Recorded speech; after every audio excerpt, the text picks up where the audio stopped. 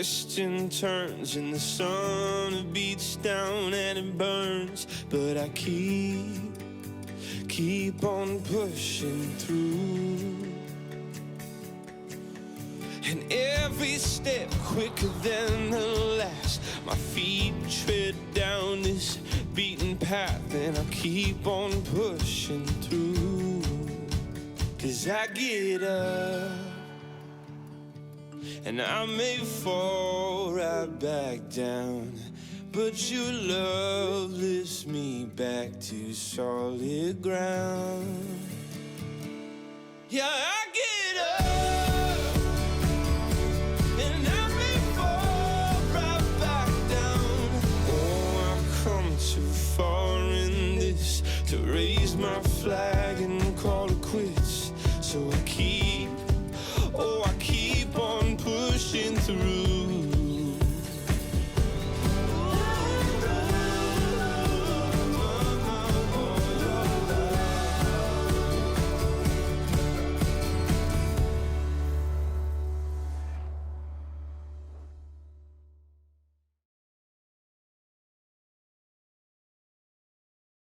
You told us recently when we were talking, when we spoke previously, there's a personal story behind how you started the company.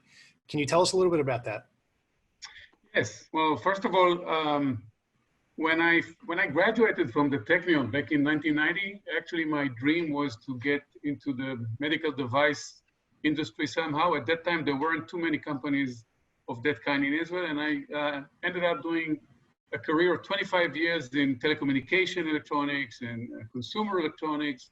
And when I turned 50, after also having some experience that led me to get interested in pain, specifically in chronic pain, I decided that, it's now or never. And together with my partners, we decided to develop something that would change how people treat pain. I have a daughter that suffers from migraine. So I was more motivated to start with migraine. And after some research, we teamed up with a professor from the Technion that happens to be my neighbor, although I never met him before. And, Professor David Janitsky from the Technion and from the Rambam Medical Center in Israel. We teamed up together and developed the principle and the device that you just saw in the movie, Nerivio. Oh, fabulous. And some fantastic news, and it was alluded to in the video. Last year, the FDA granted Theranica's Nervio device FDA approval. Can you tell us a little bit about what it was like to get that and what the process was like to get FDA approval? And if you can let us know a little bit about how the technology behind Nervio works as well. So let me maybe start with the second question. The Nervio is an electronic device operated by a smartphone that actually, once activated, triggers an endogenous mechanism in the brain, specifically in the brain stem, that was discovered initially in the late 1970s in mice, and then later in humans in around 2005, 2010. And so basically the device helps the patient treat themselves by actually invoking this endogenous mechanism using an external signal. This is something that Professor Janitsky was researching for many years, and he came up with the basic technology, let's say from the medical standpoint. We took upon ourselves to develop an affordable device that would actually implement that. And the first thing we did after developing a prototype was running a pilot study here in Israel with 71 patients for 9 months. And the results of the study were excellent, actually even better than we thought. And with the results in hand, we basically, as fast as we could, we got in front of the FDA, and we basically said, look at this. We got to have the device approved right away.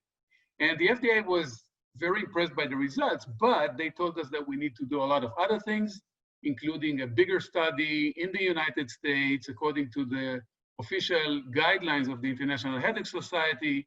So we got into this adventure. During 2018, for the majority of the year, we ran a very large pivotal study, actually the largest study with a device for migraine ever, 252 patients, most of them in the United States, 7 different clinics. And October 2018, we We completed the study with results that were almost accurately equal to the results we got in the pilot study in Israel. And so with that data, we submitted to the FDA, and it took the FDA about 6 months to give us the approval. So the device was approved in May of 2019. Is Nerivio available for purchase for people, whether it's over the counter? How much is the device? And is it something that needs to be prescribed by doctors? So yes, first of all, the authorization we got, or the clearance we got from the FDA, requires a physician prescription.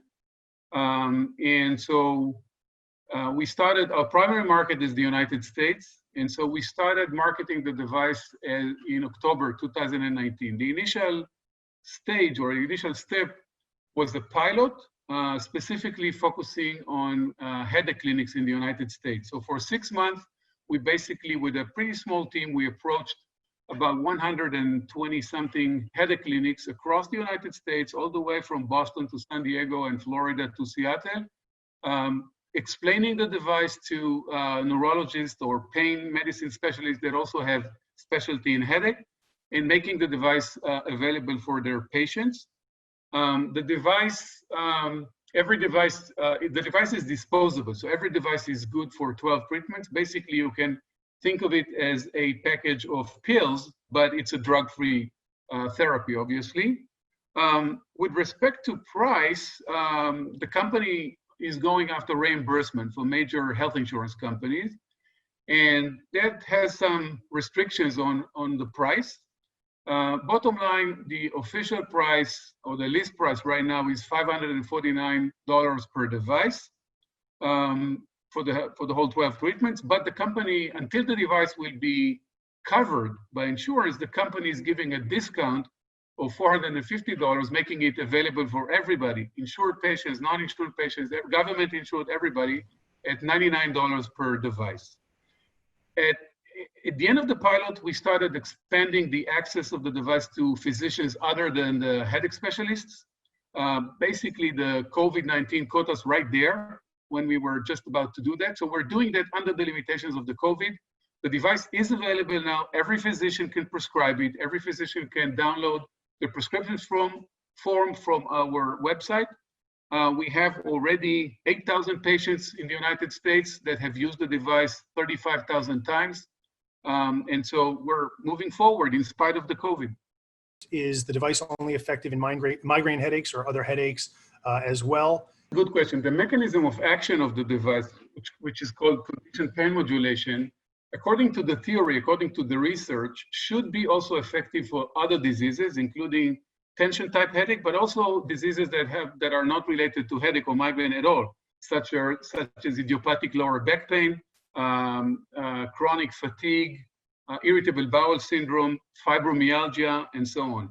That is based on research. What we've done so far in terms of clinical development and actual clinical studies with human was dedicated to migraine. So as a startup, obviously we had to focus on one market, one disease, and we started with migraine.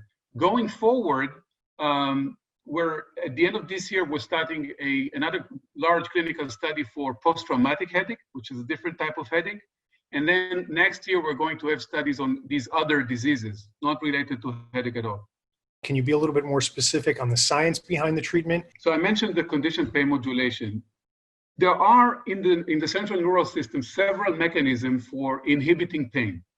One of them is called conditioned pain modulation. It is processed or triggered by specific areas in the brain, specifically in the brainstem, to specific location.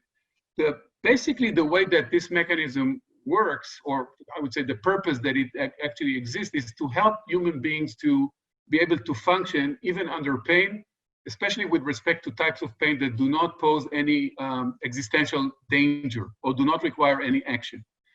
One of the things that was found out around 2012 and a couple of years before that is that there is high correlation between people that suffer from several neurological migraine diseases, neurological diseases, including migraine and fibromyalgia and others, and the dysfunctionality of this mechanism. In other words, for these people, it actually doesn't work or doesn't trigger. Now, what the device is doing it actually provides a waveform, an electrical waveform that is designed such as to recruit mainly C fiber nerve types, which are the type of nerve that carry the painful message or the nociceptive message. The waveform is designed to be just below the pain threshold. So on one hand, it invokes this mechanism, but on the other hand, it is not painful. It's very tolerable, even comfortable. And basically, once it does this trigger, the mechanism starts working. As I said, it's endogenous. It expresses itself by the release of serotonin and epinephrine that are known to be neurotransmitters that have the capability of inhibiting pain.